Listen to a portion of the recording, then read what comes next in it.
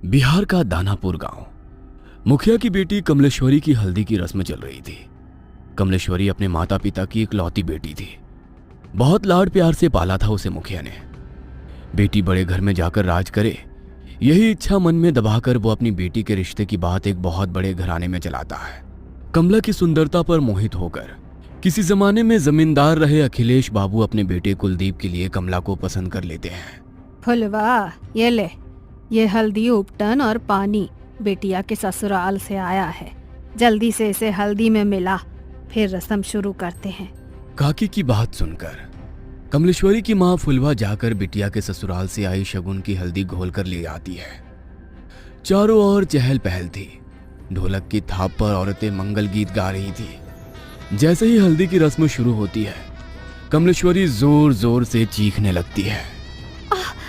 ये क्या लगा दिया मेरे पूरे बदन में? ऐसा लग रहा है जैसे किसी ने खाल खींच ली हो। बहुत दर्द हो रहा है माँ।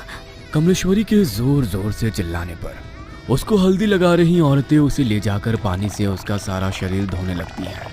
हाय राम, ये क्या हो गया मेरी बिटिया को? ऐसा लगता है जैसे किसी ने कांच पीसकर हल्दी में मिला दिया हो, लेकिन कौन करेगा ऐसा काम? कमलेश्वरी के बदन पर जहां जहां हल्दी रगड़ी गई थी, वहां पर लाल धब्बे हो गए थे।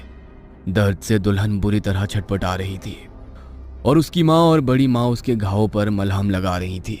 छोटी, मुझे तो ये कोई सामान्य घटना लगती है। अरे घर में बाहर का है कौन? ऐसे कौन बिटिया की हल्दी में कांच मिला गया? कोई छोटी मोटी बात है क्या? अरे वो तो शुक्र है कि मुंह पर नहीं लगाया था, वरना पूरा चेहरा बिगड़ जाता बेचारी का। मेरा तो दिमाग ही काम नहीं कर रहा है जीजी। कौन हमारी कमला से जलेगा? इसने क्या बिगाड़ा है किसी का? शादी ब्याह का माहौल था। दोनों देवरानी जेठानी वैसे तो इस घटना से अंदर तक डर गई थी, लेकिन फिर भी इस समय कुछ भी सोचने के लिए उनके पास ज्यादा समय नहीं था। 2 दिन में कमला की शादी थी। घर में ढेरों मेहमान जमा थे। उनके खाने पीने की व्यवस्था करने के अलावा दोनों देवरानी जेठानी को तमाम रस्में पूरी करनी थी।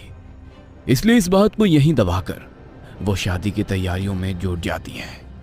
अगले दिन सुबह, माँ, कमला के ससुराल से शादी का जोड़ा और शगुन आया है, जाओ जरा देखो तो।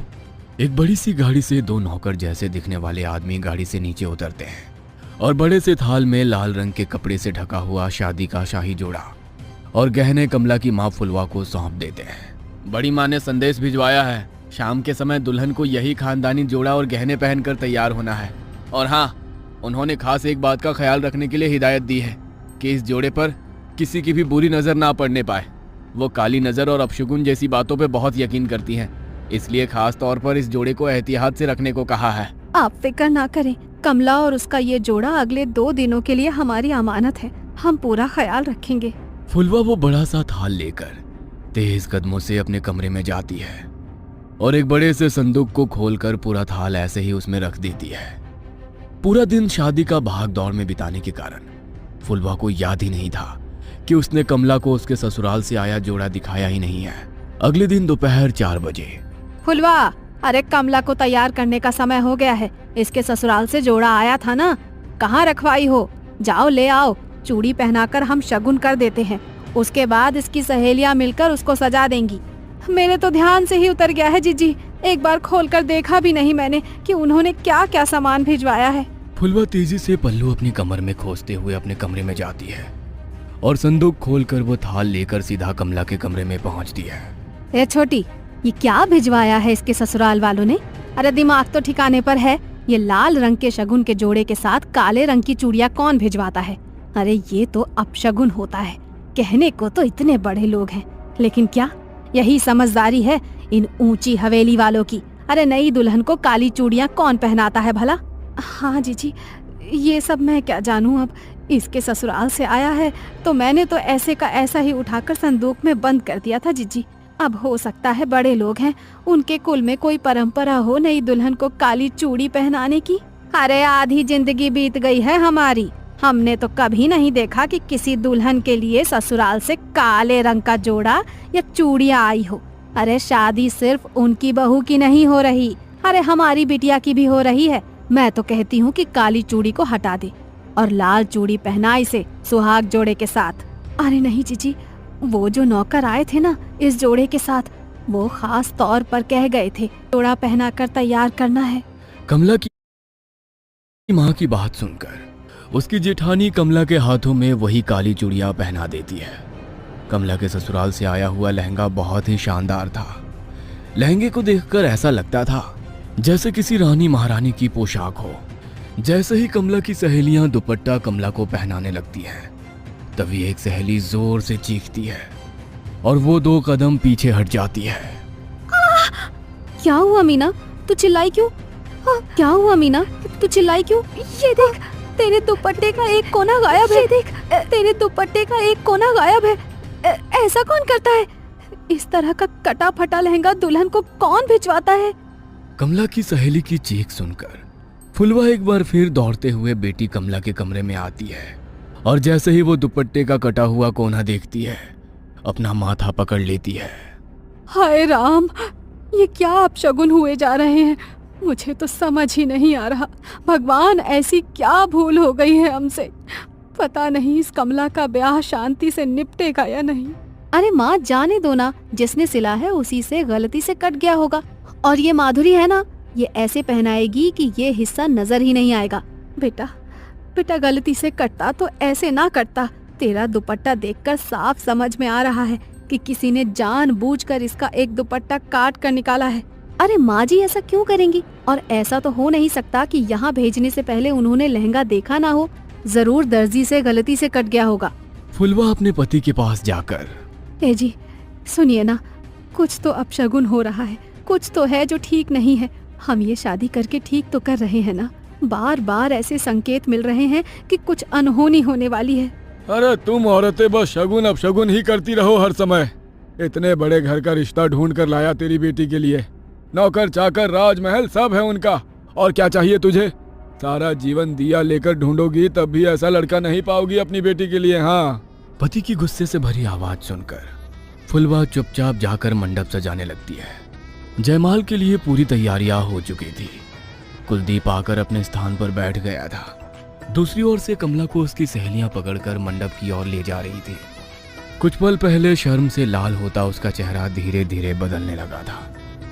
अचानक ही उसके चेहरे के हाव भाव बदलने लगते हैं और वो उसका हाथ पकड़कर लेकर आती उसकी सहेलियों को पूरा जोर लगाकर दूर धकेल देती है। देखते देखते खूबसूरत तरीके से सजे अपने बालों को नोच नोच कर वो बाहर निकालने लगती है और जोर जोर से चीखने लगती है। कमला बेटा, होश में आ, क्या हुआ है तुझे? कमला बिटिया, अरे बेटा बोल ना, क्या हुआ है? तू ऐसे क्यों चीख रही है? बोल तो। मुझे बहुत दर्द हो रहा है माँ, कुछ है मेरे बालों में, कुछ है इसमें।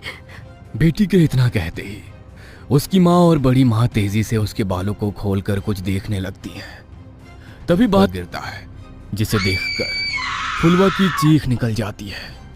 बड़ी माँ कमला के बालों को देखती है तो पाती है कि सर के एक हिस्से के बाल पूरी तरह से गायब हो गए हैं और वहां पर एक गोल घेरा जैसा बन गया है।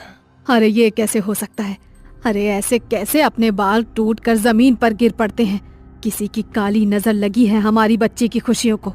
अरे इतनी सारी बातें एक साथ होना कोई संयोग नहीं हो सकता। कमला अभी भी घबराकर अपनी माँ के गले लगी हुई थी और जोर जोर से रो रही थी। फुलवा, बिटिया को ले जाओ और जाकर इसका हुलिया ठीक करो और फिर से जयमाल के लिए लेकर आओ। समय निकला जा रहा है, दामाद जी इंतजार कर रहे हैं। पता नहीं, लगता है आज का मुहूर्त ही गलत है। आप बिल्कुल भी फिक्र मत करिए बहन जी। कमला अब सिर्फ आपकी जिम्मेदारी नहीं है, वो हमारे घर की बहू भी है। मैं समझ सकती हूँ कि उसके ऊपर इस घटना का कितना बुरा प्रभाव पड़ा है। हमसे जो संभव हो सकेगा हम वो सब करेंगे, लेकिन फिलहाल मुहूर्त निकला जा रहा है। शुभ मुहूर्त पर शुभ काल कर लेते हैं। बाकी बिटिया की मानसिक स्थिति का हम हवेली में पूरा ख्याल रखेंगे। और हाँ, बात को ऐसे ही जाने नहीं देंगे, आप बेफिक्र रहिए। अपनी सास शशि की बातें सुनकर कमला थोड़ी शांत हो गई थी। ब्याह का सारा उत्साह छू हो गया था और बुझमन से ही कमला मुरझाए चेहरे और बिखरे बालों में ही कुलदीप के गले में माला डाल देती है। फेरों के बाद 1 मिनट ठहरे बहन जी, क्या काले रंग की चूड़ियां बेटी को पहनाने की आपके यहाँ कोई रस्म है क्या? अरे नहीं, उल्टा हमारे यहाँ तो बहुत अपशगुन मानते हैं, लेकिन आपने भिजवाई तो हमने मजबूरन पहना दी। हमें लगा नहीं पहनाएंगे तो शायद आपको बुरा लगेगा। क्या बात कर रही हैं आप? हम बहू के लिए काली चूड़ियां क्यों भिजवाने लगे भला? जरूर आपको कोई गलतफहमी हुई है। मतलब आपने कमला के लिए ये काली चूड़ियां नहीं भेजी थी? हरगिज नहीं, हमने तो लाल रंग का राजस्थानी चूड़ा भेजा था, खास तौर पर मंगवाया था बहू के लिए। सारी घटनाएं एक बहुत बड़ी अनहोनी की ओर इशारा कर रही थी। आपके घर पर ही लगता है किसी ने कोई काला जादू किया है, तभी तो आपके घर में रखे सामान पर ये सब हुआ। मुझे लगता है कि कमला की भलाई इसी में है कि वो जल्द से जल्द घर से दूर चली जाए। तुम ठहरो छोटी, मैं जरा पहले बिटिया की नजर उतार देती हूँ, उसके बाद कमला की विदाई करेंगे। बड़ी माँ दौड़ कर जाती है और कुछ सामान अपनी मुट्ठी में लेकर कमला के पास आ जाती है। मनी मन मंत्र बुदबुदाते हुए वो 5 बार कमला के ऊपर से मुट्ठी में लिया हुआ वो सामान उतारती है और आखिरी बार जैसे ही वो कमला के सिर पर से नजर उतारने के बाद उसके माथे को छूती है, उसे एक जोरदार झटका लगता है और वो उछलकर दूर जा गिरती है। ये सब देखकर सभी लोग स्तब्ध थे, जुबान जैसे हलक में अटक गई थी। समझ ही नहीं आता कि आखिर हो क्या रहा है वहाँ। कमला बेटा, तुम ठीक तो हो ना? अच्छा हमें बताओ, अभी तुम कैसा महसूस कर रही हो? ठीक हूँ मैं माँ जी। चिंता मत करो, उनका पैर फिसल गया होगा इसीलिए गिर पड़ी। अपने मन में कोई वहम मत लाओ। शशि अपनी समधन फुलवा के पास आकर कहती है, अभी तो हम बहू को लेकर अपने घर जा रहे हैं। हमारे दरवाजे पर भी तमाम रिश्तेदार जमा हैं। इस समय तो चर्चा करना ठीक नहीं होगा, लेकिन बहू की मुंह दिखाई के बाद हम पता करते हैं कि आखिर बहू को समस्या क्या है। तब तक आप भी कोई जानने वाले आदमी को बुलाकर अपने घर का शुद्धिकरण करा लीजिए। जी बहन जी, ठीक कह रही हैं आप। वैसे हमारे बड़े बुजुर्ग कहते हैं कि शादी विवाह में अगर पूजा पाठ में कुछ गलती हो जाए ना तो पितृ नाराज हो जाते हैं, और कई बार पितरों के नाराज होने पर भी कई तरह के अपशगुन हुआ करते हैं। हो सकता है जो कुछ हम सोच रहे हैं वैसा ना हो और ये सब पितरों का ही क्रोध हो। हम पितरों की शांति के लिए भी हवन करेंगे, आप लोग फिक्र मत करिए। दोनों समधन गले मिलकर एक दूसरे से विदा लेती हैं और बारात कमला को लेकर विदा हो जाती है। ससुराल आने के बाद बहू की गृह प्रवेश से लेकर मुंह दिखाई तक की सारी रस्में बहुत ही शांति से संपन्न हो जाती है, जिससे शशि और कुलदीप के मन को बड़ी तसल्ली मिली थी। उन्हें लग रहा था कि शायद जो भी बला थी वो बहू के मायके में ही पीछे छूट गई और ये सब शांत हो गया हो। लेकिन कहते हैं ना, जब कोई बहुत बड़ा तूफान आने वाला होता है ना, तो उससे पहले एक लंबी खामोशी होती है।